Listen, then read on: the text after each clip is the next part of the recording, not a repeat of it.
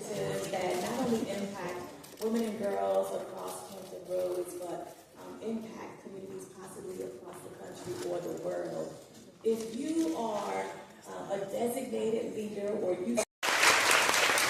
Hey everybody! Hello! Yes, y'all do talk back. Okay. Good. It's a pleasure to be here today. You all are looking fabulous and amazing. How was the art experience? Loved it? Great. So what a gift to gather in this beautiful space today, surrounded by art, reflection, and community. Again, I am Patrice Covington, and it's truly an honor to serve as your mistress of ceremonies today. I'm really excited to be here. When I met Dr. Ruth on the Hampton Road Show, for I'm sure not the first time, I was like, I want to be in the room where it happens, just like Hamilton. I have to be here. So I'm really glad to be here today. Today reminds us that leadership is not only what we do, but it's how we grow, it's how we show up, it's how we nurture possibility, and how we continue blooming across all seasons of life.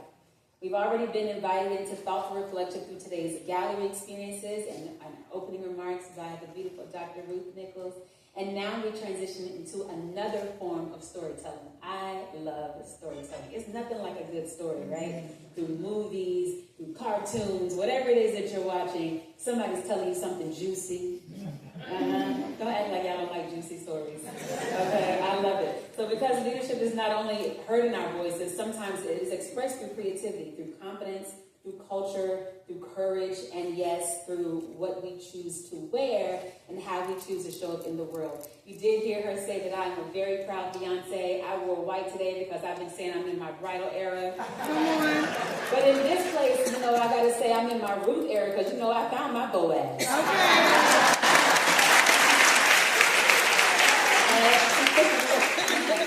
Fashion has always told stories of identity, resilience, heritage, transformation, and self-expression.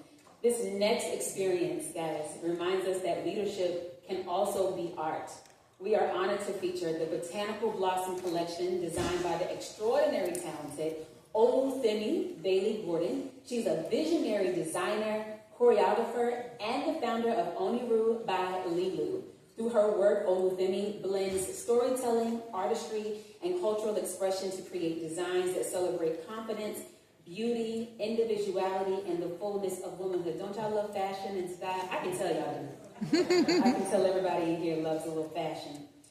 As you experience this collection, I invite you to look beyond the fabric. Notice the confidence in the models. Notice the movement. Notice the story, and perhaps notice pieces of your own journey reflected in what unfolds before you today. Please join me in warmly welcoming, like a really good welcome, everybody, because this is a good time, all right? Welcome, Botanical Blossom Collection Fashion Experience.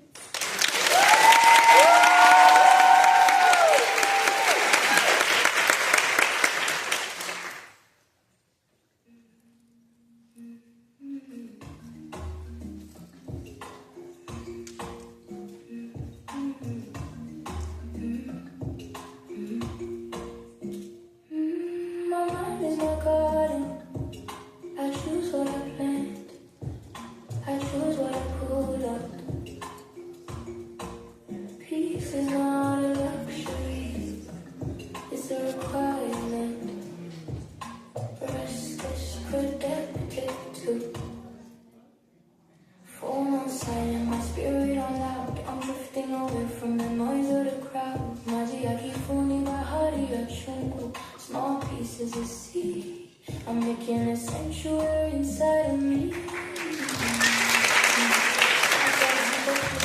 washing the stress in this quiet moment. I'm truly blessed. I know they carry the weight of the world on my back. I'm filling the holes, I'm fixing the crack. Bubbles in the bath, peace in the soul. I'm finally taking the full control. You're gonna leave where they heal from within. This is where the real glow up will begin. Self-care, you made your pen, I'm on your head.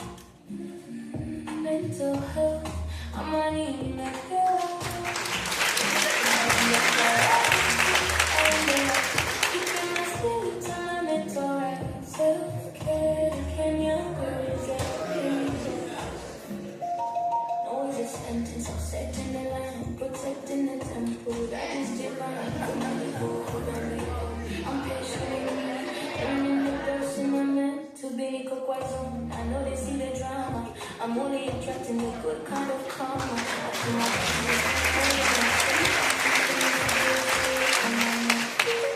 softly healing, loving. Peace is mine. No fiction, no pressure. Just a holy reference. You made it bend on me. Mental health. I'm my new I am the priority, I am the light. Keeping my spirits on my mental right. Self-care can never get peace.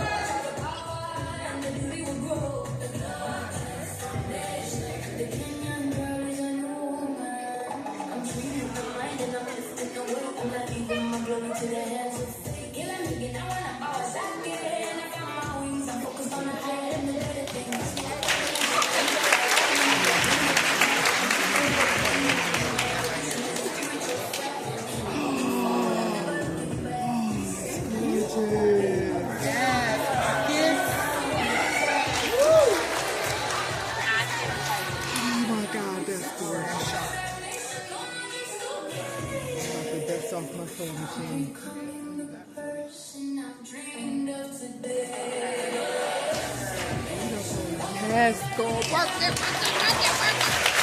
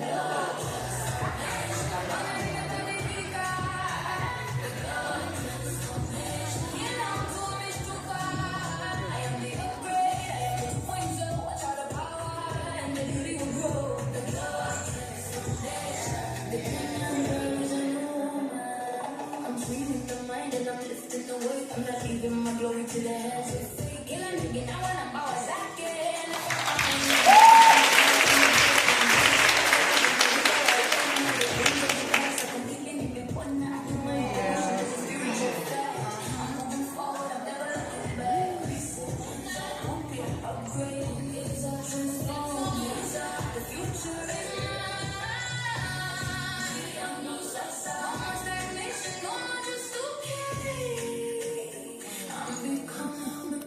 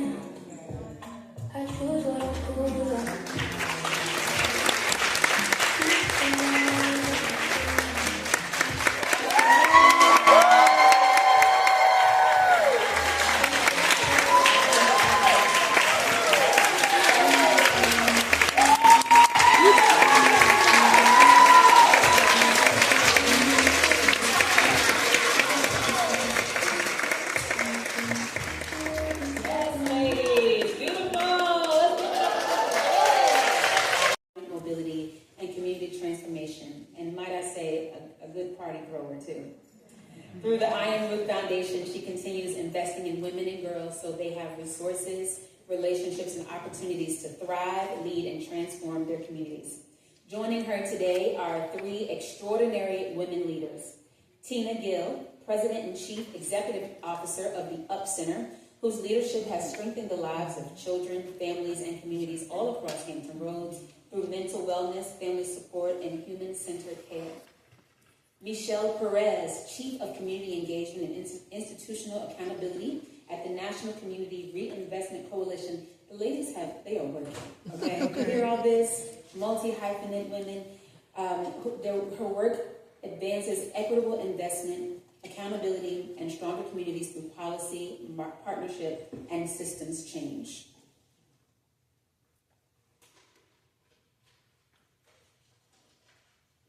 And last but absolutely certainly not least, we have Captain Shelley K. Mariner, retired U.S. Navy executive leader, healthcare strategist, mentor, and leading lady of Grove Church in Portsmouth, Virginia.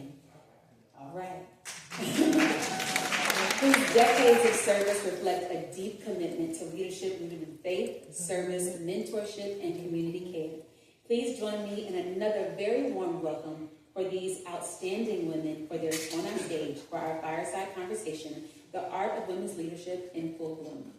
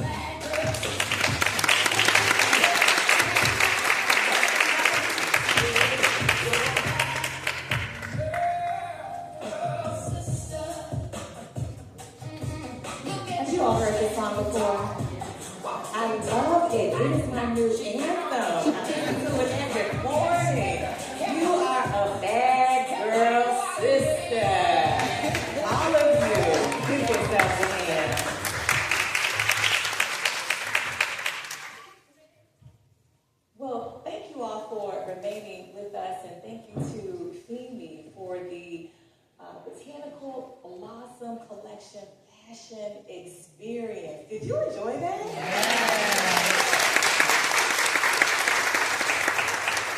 Femi is such a talented artist and designer, and we're so thankful for the opportunity to be able to partner with her.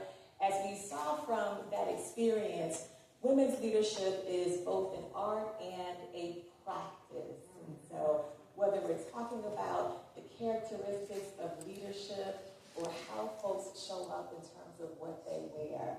Again, there is an art to women's leadership. So we're going to transition now to a fireside chat discussion with three distinguished leaders who have joined us, and they not only bring unique perspectives about the work we do to impact the lives of women and girls, but they bring local, national, and global perspectives. And so we're very fortunate to have them. Thank you, Michelle. Thank you, Tina. Thank you, Shelley, for joining us. Now, before we jump in, I just want to say that so oftentimes when we have these types of discussions, we focus a lot on accomplishments and successes.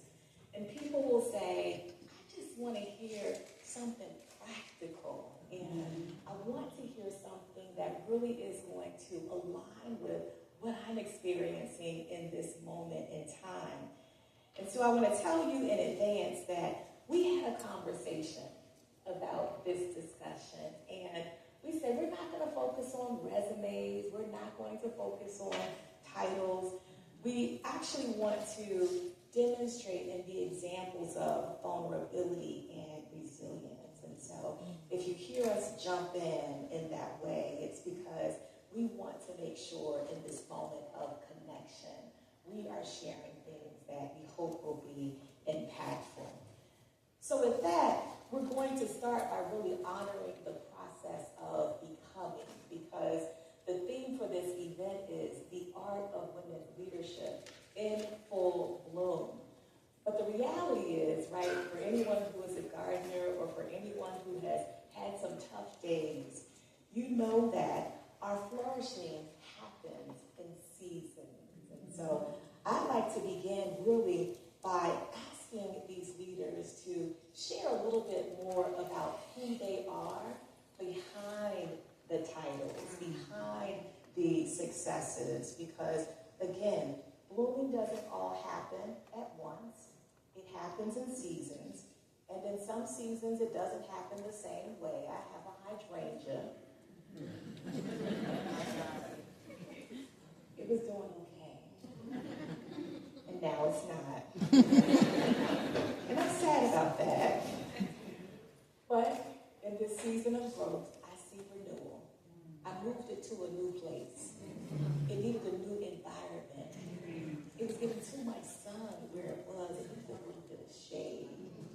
And so again, I'm going to ask these women if they will just talk to us, not only about who they are today, but the experiences and the values that really help to shape their journey and define who they are. And so I'm actually going to start with you, Michelle. If you can just tell us a little bit more about who you are.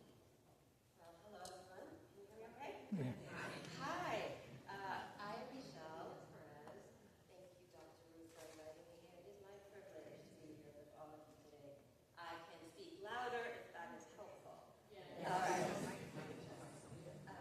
I'll keep going. A little bit about me.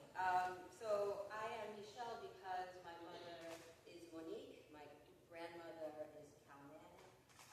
My people are from Haiti. My mother's family emigrated here in the early 60s from Haiti, from Port-au-Prince to New York. I think that's a notable and significant reason that explains my leadership journey, because at the time there was a unrest, to say the least, about what was happening with Chevalier and the political violence that was happening across that part of Hispaniola. My family was targeted.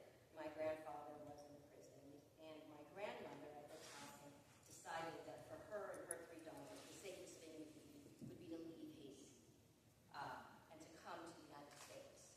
I say this in a particular context because in 1960s, they were watching television in Haiti and seeing what was happening here in the United States. And my grandmother's sister, Anna, said to Calman, "And you want to go there? You're going to be safer there than here?" And my grandmother believed that the principles of what democracy means, the opportunities that it can present, was something that actually could meaningfully, for her and her girls, change the trajectory of our lives.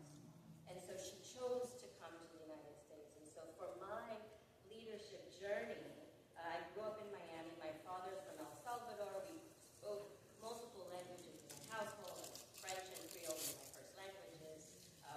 Spanish as well. And I can tell you that I knew that Miami was not the world, and that I needed to see more of what these United States were about. And so my desire early on was to see as much of the major cities across the country that I could. So I traveled to Los Angeles, to New York, to Chicago, and now I'm based outside of Washington, D.C. But I will say the practical part of what you just said, my plans were interrupted because I had to graduate college a little early because I was pregnant. And so at 19 years old, I was a young mother traveling this world, trying to figure out both the lessons of freedom, independence, and self-manifestation, while at the same time navigating the practical realities of living a very tough life in a world and a country in particular that was not made for me. So I'll stop there.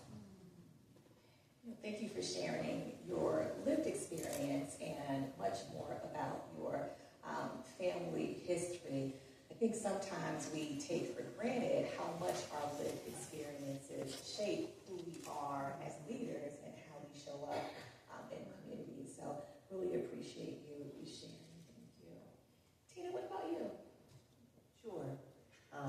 Well, one, I'll just start again by saying thank you. It's a privilege to be here. Can everybody hear me okay? All right, good.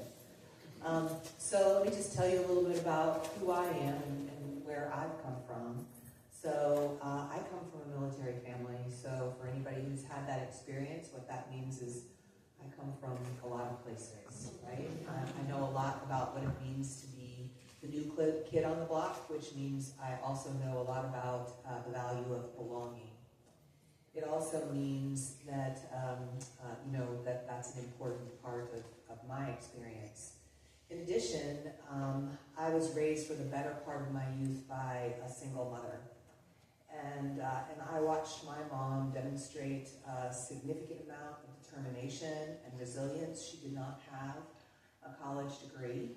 And so I also have, very real firsthand experience in what it means to see that opportunity is not equitably distributed.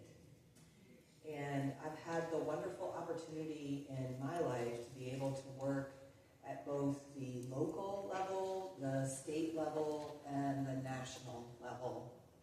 And no matter how big my world got, in fact, the bigger my world got, the bigger the stage and the greater the expanse, the thing that most sort of kept bringing home for me was how important community was and in how important place was. So place matters greatly to me. I've actually lived here in Hampton Roads for 35 years. So this is my home, and I'm proud to call it my home. I believe deeply in community, in place, and relationships. Outside of my role at the Up Center and outside of my title, I am a friend, a community member, and I am a mother. And I have 3 beautiful daughters and soon to be a grandmother. So super excited about that. I care deeply about women and children in our communities and in ensuring, in particular, that women and girls who have fewer resources and opportunities get those opportunities. And I think that if there was one thing that would be important for you all to maybe know about me, is that I work really hard to ensure that that people who are with me and around me, have that I'm investing in and have the opportunity for them to flourish. So whether that's my children, my husband, my team members at the Up Center, or the communities in which I live and work, that's part of who I am and what I do. Thank you, Tina, and thank you for expressing how important it is to create a sense of belonging, but also how important it is to create community.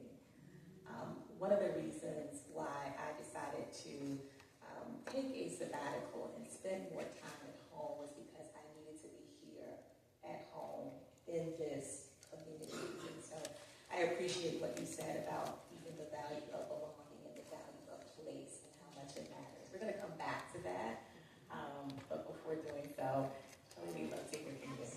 Thank you.